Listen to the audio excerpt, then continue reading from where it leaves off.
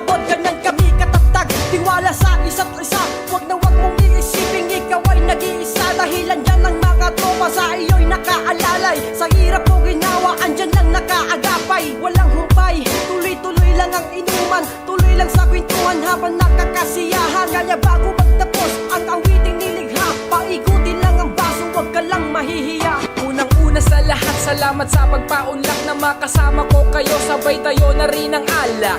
Sa mga tropa at mga kaibigan, muling nagsama-sama at nagiinuman. At kahit minsan lang naman mangyari, makulay na buhay at mga pangyayari, mga kwentuhan habang nagtatawanan. Di mo maiwasan minsan na mapagtripan, pero ayos lang dito sa atin, bawal lang pikon. Minsan lang naman ito ang bawat pagkakataon, ilang taon pa man ang mga lumipas. Sa mga tropa sa baba, ngayon ay nasa taas. Walang hangganang pagsasama kahit na magkapamilya. Sa mga tropa at kaibigan, pre, lahat kayo kumusta? Salamat sa lahat ng mga tropa na pumunta. Ang pagkakataong ito ay mauulit pa. Pasensya na kung sa daan ako'y napadaan. Sumakit ang ulo, walang alam sa nakaraan. Ang bigat ng utak ko, ang bigat pa ng pasan. Pati katawan na naman hindi na magaan. Pilit inaalala, wala nang maalala. Nagkamalay lang nung sumapit ang umaga. Oo nga pala, kasama ko si Kumari Juana. Magdamag tumawa pati mga kasama. Alas 4:20 ng umaga, nakatunganga,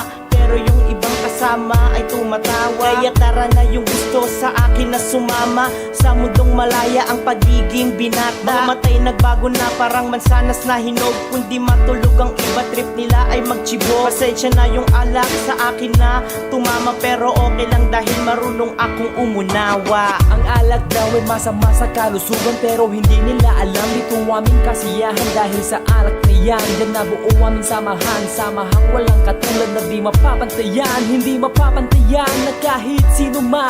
Nasulat ko ang kantang ito dahil naalala ko lang ang dati naming inuman. Kami ay nag-aambagan, magkabilingan ng isang bote kahit walang pulutan. Ganun pa man ay sumaya lang ang aming kwentuhan. Masaya talaga pag nagkulitan at kasaran. At kapag may tamado na hindi maiwasan ng dramahan, ikukwento ang buhay parang magpagkailanman. Minsan din sa inuman, andyan ang biruan, kaya hindi maiwasang magkatampuhan. Ngunit kahit ganon, wala namang nasasaktan. Dahil sa simpleng inuman, dyan tumagal ang aming samahan.